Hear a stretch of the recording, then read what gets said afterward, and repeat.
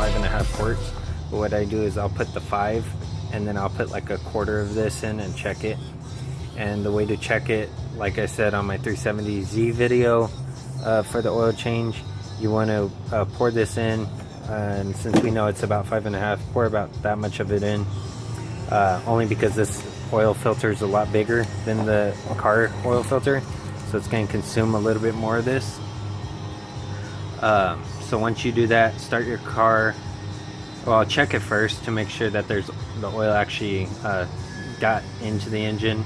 Start your car, run it for a little bit, a couple minutes, turn it off, let it sit for I would say like an hour to 2 hours, and then check your oil. The reason for that is because the dipstick here, when the engine's running and you shut it off, the oil travels up the dipstick and you can't get an accurate reading that way. Also, since the oil is going to be new, it's a lot harder to see. If you have a problem seeing it, what I usually do, since this one doesn't have holes in it, it has little hatch marks. Sometimes it'll read out like this, but I'll flip it over and I will try to see how far the thickest point is on the backside. But rule of thumb for this vehicle, from I believe it's 89 to 98, we'll take the 5.5. And I'm pretty sure that the newer ones take 5.5 too, unless you got like a heavy duty truck with oil cooler, like additional bigger oil cooler in your engine bay. That's for heavy duty towing. But I'm running the 530. This extra quart does say 70,000 miles and over, only because they didn't have that one in the larger can at Walmart. So I'm gonna mix it. It doesn't matter. It'll run good anyway. This might just have a different additive or something to make this oil differ from this one, but full synthetic, you're good to go, you're okay. So that's that. Let's get it taken apart and I'll run through the tools. See, unlike the car, the truck actually has a frame that goes across, so I don't need that special tool that I made for the car. So what you want to do is get the jack position, make sure the teeth are aligned where this gap right here is going to align with the frame, so make sure that's set correctly.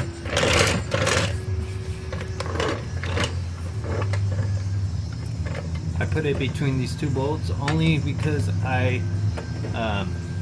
bolts will help it from sliding if it did ever decide to slide, which it probably won't, but it's just extra safety. And then make sure you run your jack stands on it.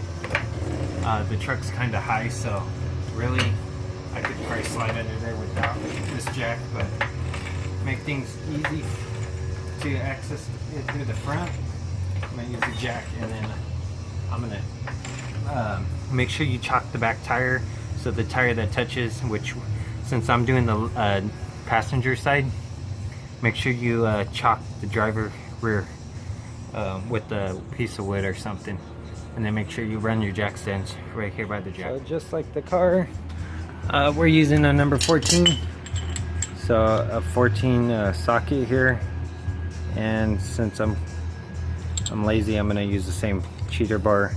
I'm going to use these water pumps only because I know the Chevy truck was a lot easier to get to, and I tightened it a lot tighter with my hands because I was able to grip it.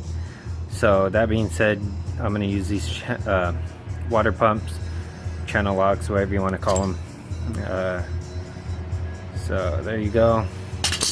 There's also oil filter tools like I showed in my 370Z video, but I like these better because they're a lot easier to grip without stripping the actual filter itself. These will puncture it and hold it and twist it. So let's get to it. Let's get in there.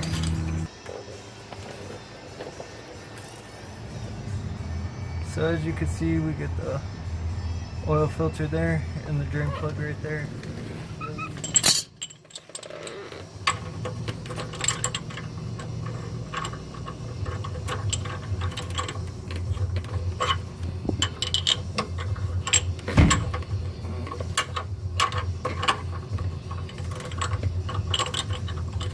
Also, be sure to crack that loose real quick. And then make sure you crack your oil filter loose if you can't. That's why these come in handy. So, what I usually do is something like this. And as you can see, I can move it. Also be careful because this oil is hot if you moved your vehicle. So mine's already warm from driving it from work home. As you can see, I broke it loose. Now let's get the drain plug out first.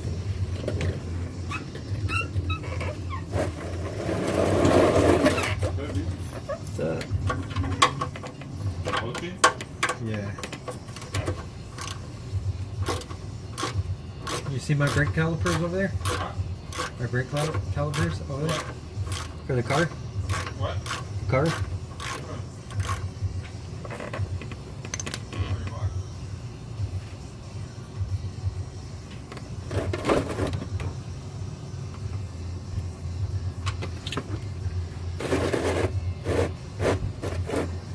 So as you can see, my hand got all dirty, all oily.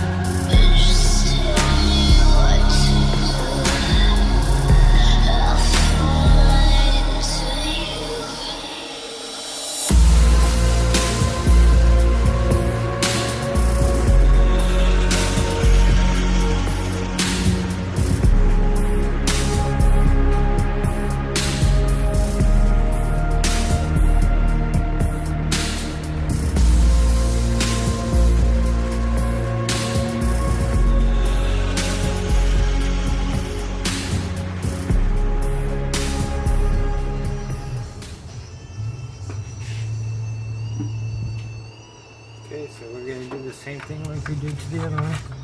Take off the cap. The oil is specified on the cap. Put this thing into the engine.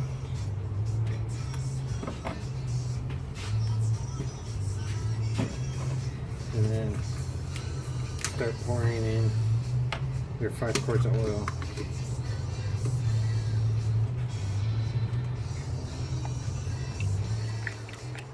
Take it slow because it's going into the valve covers on top of the valves, and if you do it too fast it may overflow out the hole that you just took the cap off of.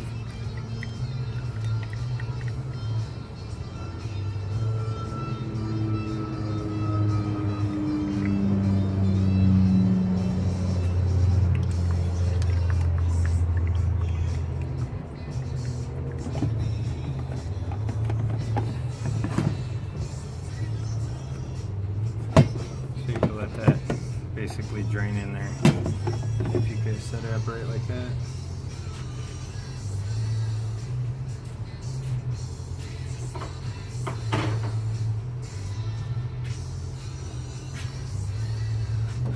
Okay, so once that's all drained out, for the most part, take it.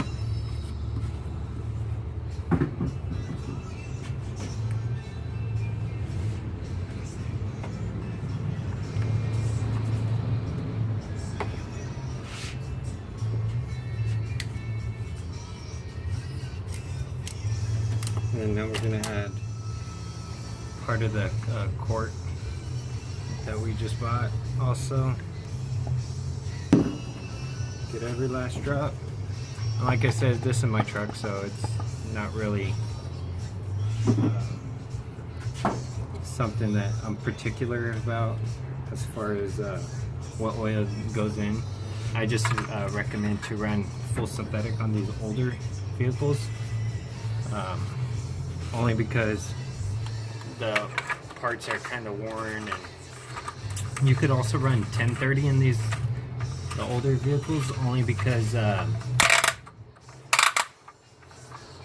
you know that there's gappage in between the moving parts, and 1030's a little bit thicker, so it'll fill in those gaps. Only thing that I didn't like about 1030 is if you're driving in cold weather, it's a little bit thicker, so it takes a little bit more time to warm up before you take off in your vehicle, so you got to keep that in mind. There you go. If you liked the video, give it a thumbs up. If you want to see more videos like this, subscribe and wait for the next video. Thanks.